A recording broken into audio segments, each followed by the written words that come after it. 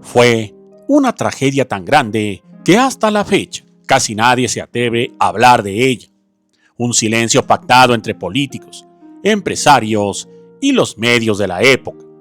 Un silencio que sirvió para proteger la imagen de dos leyendas del cine mexicano y para enterrar a 28 familias enteras bajo los escombros de la desmemoria nacional.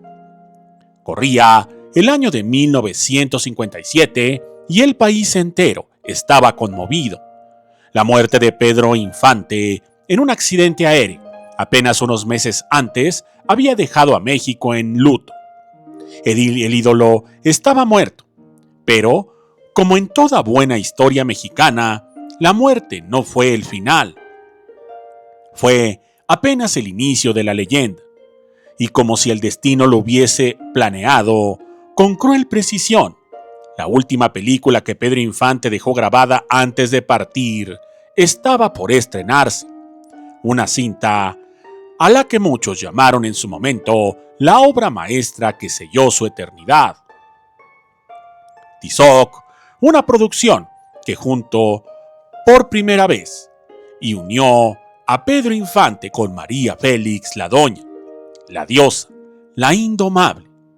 Fue el encuentro de dos mitos, y el pueblo, con el alma todavía rota, se volcó en masa a los cines para ver a Pedro una última vez. Pero en Puebla, en una ciudad que hervía de pasión, fe y fanatismo, la historia no terminaría como en las salas del resto del país. Ahí, en esa capital tranquila y conservadora, una tragedia se cocinaba en las sombras.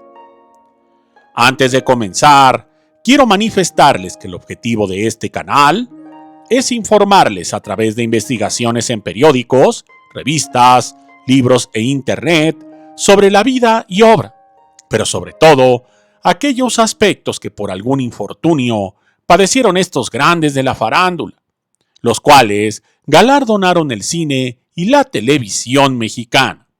Por tanto, en ningún momento se tiene la intención de difamar o lastimar la imagen de estos grandes. Sin más, comenzamos.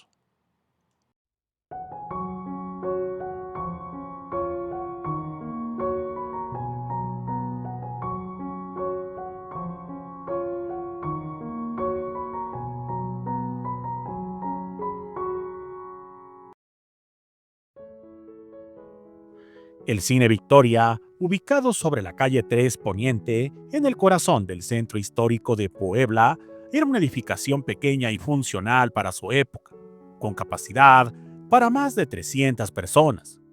Sus techos altos y balcones de madera eran orgullo del municipio. La función estaba programada para el domingo 10 de noviembre de 1957 a las 7 de la noche. Las filas comenzaron a formarse desde las 10 de la mañana. Testigos afirman que ya desde el mediodía había gente dormitando en la banqueta, con niños en brazos, cargando tortas, refrescos, cobijas. Iban familias completas, ansiosas por ver a Pedro Infante interpretar al indígena Tizoc, junto a la mestiza de ojos felinos que era María Félix. Pero lo que nadie imaginó fue lo que iba a ocurrir. A eso de las 4 de la tarde, los boletos se habían agotado, pero la gente seguía llegando, en autos, en camiones, incluso desde pueblos cercanos como Atlisco, Cholula y Tehuacán. La admiración del cine, personificada por Pedro Infante, exacerbó a comerciantes, políticos locales y hasta por los mismos dueños de la distribuidora. Estos toman una decisión mortal: permitir el acceso libre sin boleto a quien se formara con tiempo. Esa decisión costaría vidas, según un documento confidencial que después se haría público, una carta escrita por el entonces regidor de espectáculos del Ayuntamiento de Puebla. Los encargados del cine mandaron cerrar con candado las puertas laterales, dejando habilitada solo una puerta principal, que era la de entrada y salida. El argumento fue evitar que los colados entraran sin pagar. Pero al sellar las salidas, convirtieron al cine en una trampa de humo y gritos. A las 6:45 p.m., el cine ya estaba a reventar. Se calculaba que había dentro más de 600 personas, entre adultos mayores, mujeres embarazadas, niños y hasta bebés. Cuando se apagaron las luces, hubo aplausos, gritos, llantos. Algunos fieles levantaron retratos de Pedro Infante como si fuera un santo.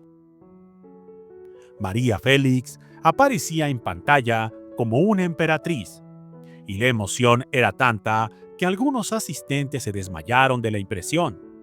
Pero lo peor estaba por venir. Pasados 30 minutos de función, mientras se proyectaba la escena en la que Tizoc recitaba el poema de la paloma a la mestiza, el proyector comenzó a fallar. Un zumbido extraño se oyó, luego una chispa y de inmediato un pequeño estallido. Fue un cortocircuito eléctrico en la sala de proyección, justo encima del público. Las lámparas incandescentes reventaron y una densa nube de humo negro comenzó a caer desde el techo. La gente pensó que era parte del espectáculo, pero cuando el humo se hizo irrespirable y los niños comenzaron a toser, se desató el caos. Intentaron salir, pero la única puerta habilitada estaba bloqueada por el tumulto. La presión humana en las escaleras hizo que muchos cayeran unos sobre otros. Se pisaban, se empujaban, gritaban. El humo se volvió tan espeso que la visibilidad era de apenas 1 metro. Algunos intentaron romper las puertas selladas, pero estaban cerradas con cadenas y candados de acero. Otros golpeaban los muros. Cuando por fin los bomberos lograron abrir las puertas cerca de las 9:30 p.m., el espectáculo era dantesco. Cuerpos apilados, calcinados en algunos casos, madres muertas con sus hijos entre los brazos. Más de 80 personas sin signos vitales. Pero aquí viene lo más oscuro. 28 familias enteras perecieron en ese cine. No hubo funerales masivos, no hubo luto nacional, no hubo cobertura en prensa nacional. La razón, las órdenes del entonces director de Cinematografía de México fueron claras. Esto no debe marchar para la opinión pública, y mucho menos manchar la imagen de Pedro Infante ni de la industria nacional. Los medios locales recibieron instrucciones de no exagerar. Las víctimas fueron enterradas por separado, algunos en fosas comunes, y la versión oficial fue que una estampida provocada por una falsa alarma de bomba causó un accidente desafortunado. Existe una entrevista perdida de María Félix, grabada en París en 1971, donde una periodista francesa le pregunta sobre el incendio en un cine mexicano durante el estreno de Tizoc. La doña responde en tono seco: "Eso fue un error de empresarios ambiciosos. Yo ya estaba harta de esa película desde que la terminé". El Cine Victoria fue cerrado apenas una semana después, fue remodelado y convertido en tienda departamental. Nadie volvió a mencionar la tragedia, ni placas, ni memoriales. Muchas gracias y hasta la próxima.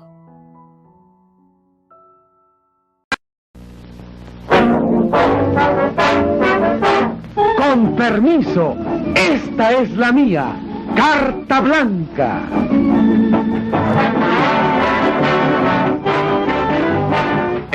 exquisita por su madurez y frescura.